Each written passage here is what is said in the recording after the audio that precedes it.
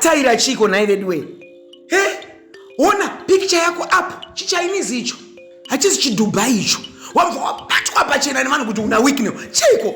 Ndiani kwa ninga achitora mapicture ya Tyra anota munotanga matarisa nzvimbo ya muri kuti hapana evidence inokulinka kuna WICKNELL. Unoziva kuti uri mukadzi wemunhu here iwewe. Effect yako iyi inokonzeresa vakadzi vevanhu kuti vahurire varume wavo. Iwe tarisa iwe chiko na imasikana. Iwe uri kuChina. iChina is guy. Muri boyfriend yako uri kupi iyo China dze. Akatoka muChina. Chiko na iwe. Kana mafunga kuda kuroora naye. But iwe une responsibility we madam boss yekupa picture yakanaka kuvakadzi vemba. Kuzvinzwa kune vanhu vanototi ndofollowa Tyra madam boss nenyaya yekuti she is married. Unoziya uchafosa varume vanhu kuti ndikakuona uina madam boss pafoni pako tinopedzerana. Chihure chakapusa kudaro. Una iChina.